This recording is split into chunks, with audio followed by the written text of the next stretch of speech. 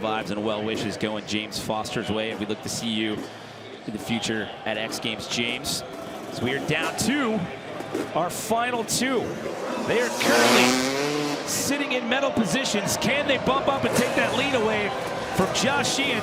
This is Rob Adelberg on course for 75 seconds. And this is going to be an interesting run. I want to see him stick this run clean. I want to see what the judges think when this run is all said and done, because Rob has a really good flow around the course. He has a good variety right there, the varial. I believe it's the Cali roll. Starting off with a really good knack front flip on that one. Yeah, remember, he had that slip up that cost him a couple of seconds there in the first run. So if he can clean this up, this is going to get real interesting. Sitting in a bronze medal position as of right now. He still has 40 seconds to work with here in this second and final run. I had a quick chat with Rob about that foot hook. He said for some reason it just wasn't unlocking. And then, of course, he couldn't get in that last seventh trick. He said with the mixture of that and also cleaning up a couple things, he thinks that he can take the top spot. Yeah, this run going a lot more smooth for him. You know, huge no-handed front flip right there. He did a no-footed front flip, and that's where I want to see what the judges are going to do. Are they going to reward something like that compared to a no-handed double backflip? They got a tough job out there. Lining back up for this 75-foot step down with the cliffhanger flip. Can he get into the turn and get under power? Looking like this last one's probably going to count. No. Not going to make it, I don't think. But Not going to make it. So that one's for the crowd. And it's crazy to hear the crowd going wild over a one-handed hard after everything we just saw. It's kind of cool to see a little mixture. They're fired up down there. We got some hardcore Moto X fans here in Minneapolis. Look at the tuck right here on the front flip and then taking the feet off. Great extension. Like I said, it's so trippy how both their wheels are just locked up right when they take off the ramp. Front flips are gnarly. It's just crazy to watch. I mean, they both do it perfectly, but to see the different styles that they have and how they do it, but they've both put this down feather touch smooth out here tonight. I mean, going back to what I said earlier, it's baffling to me that we're at this point in the sport where you see this going down with ease in the middle of a freestyle competition. So there is a shot of your current leader. That is Josh Sheehan sitting in that top spot with a 90 flat as we await the score. And Rob Adelberg has done it. He's into the 90s, a 92.33. A little look to what we'll see tomorrow on day 3 of 4 out here at X Games Minneapolis. Josh Sheehan, your current leader, sitting in that top spot right now with an 87.66. We had to wait for the scores to populate right there. Him and Jackson Strong, a little bit of separation. The judges obviously had a conversation about it. In your estimation, in your thoughts, what do you think was the difference that kept Josh in that top spot? Yeah, going back and looking at it, I think Josh just had an overall complete clean run. Every trick he did was smooth. Every trick he did was massive. I think maybe some of those smaller front flip variations, maybe got docked a little bit. You know, the knack front flip, it's an awesome idea, but you've got to extend the tricks when you do them. And like I said, watching Josh's run right now, you haven't seen one trick that kind of looks minimal or like he's kind of, you know, just barely stretching out. Everything's huge. No, everything's maxed out. There's no tentativeness. And a great flow around the course as well. You know, like I said, a lot of these judges, they've written X Games. They've been out there. They're real particular. They're gonna award guys that flow around the course and be smooth. Guys, Josh was actually in disbelief during the split screen when they were waiting for that score on Jacko. He's like, why am I on the other screen? Like, Rob's in front of me. And then Bill goes down here and had to say, no, dude, you are in the top spot right now. Hello? He's like, what? I can't believe this. He's stoked right now, you guys. That's what he said. He is stoked. You said earlier he's a pretty humble dude, so that's a testament to that right there. I think it's funny that he didn't even realize that he was in first place and he thought Adelberg was ahead of him. Yeah, he's probably just so used to being in that third to fourth place, he just kind of took it. But no, great run. He's riding so good, flawless runs.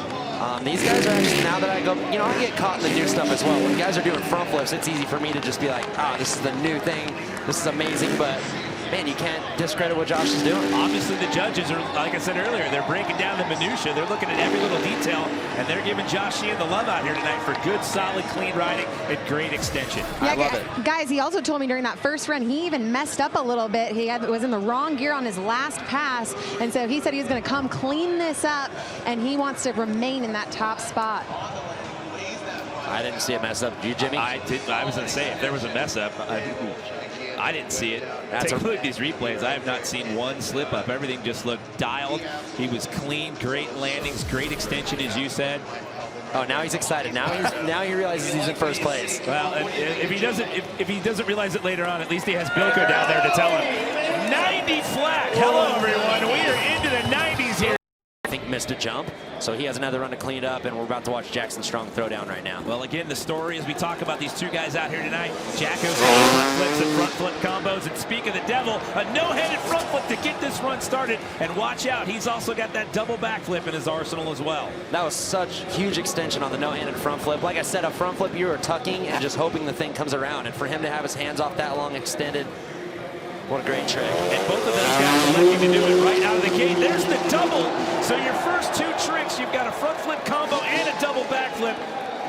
Not a bad start to a freestyle run, if you ask me. Where do you go for the next 45 seconds after that? Yeah, he's got to keep it together. The emotions run high. Like I said, these guys have been sitting around for hours since practice. And to come out with a front flip, right into a double backflip, you've got to calm yourself down. You've got a lot of run left. Yeah, for those of you watching at home, we keep focusing on those two tricks because they're key elements in these guys' runs. However, with the 75-second run, the judges are looking at the overall scope, the overall impression of what you do in that time frame.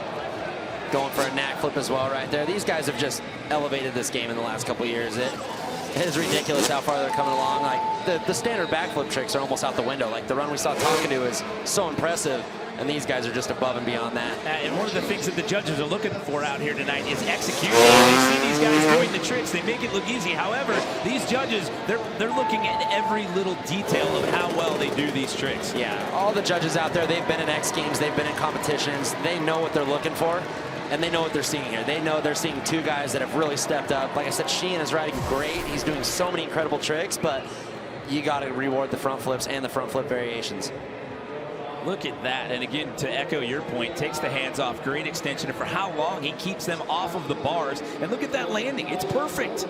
Yeah, really smooth run out of Jacko. He's been notorious for being a little wild, but this run was probably one of the most dialed ones I've seen him do in a long time. And especially for him to come back after starting up the season with an injury. He got injured in practice at X Games Aspen leading into Snowbike Best Trick. Had to sit that one out, watch from the sidelines. Look at right there, both wheels locked up, locking the brakes up to just lighten the bike up a little bit, get the spin, get the foot off for the knack. That's probably what Rob was trying to do when he was trying to get his foot hook out there, was keep himself on the bike, because there's no way to have any leverage with that foot when you're doing the knack. Okay, so again, it's an 87.66, an 87 flat, and 85.33, but hold the phone, everybody. We're waiting for that score for Jackson Strong, and there is a shot of Josh Sheehan, your current leader. What do you think's going through Jacko's mind right now as he's looking at that leaderboard, waiting for the score to pop up? He's got to be stoked. I mean, he looks nervous, but he's got to know he threw down the run he was looking for. I mean, worst case, he has a little bit of polishing to do in the second run, but that thing looked pretty flawless to me. Yeah, and as we wait for that score, I still have to give props to Taka Higashino after crashing a double backflip in practice and coming into this visibly pain, and he's still sitting in a bronze medal right now with a score of 85.33. So your current leader, Josh Sheehan, on the right. The man we just saw take his first of two attempts, Jackson Strong, on the left. It takes a while for this score to come in. That tells me that the judges are having a conversation over there in that booth.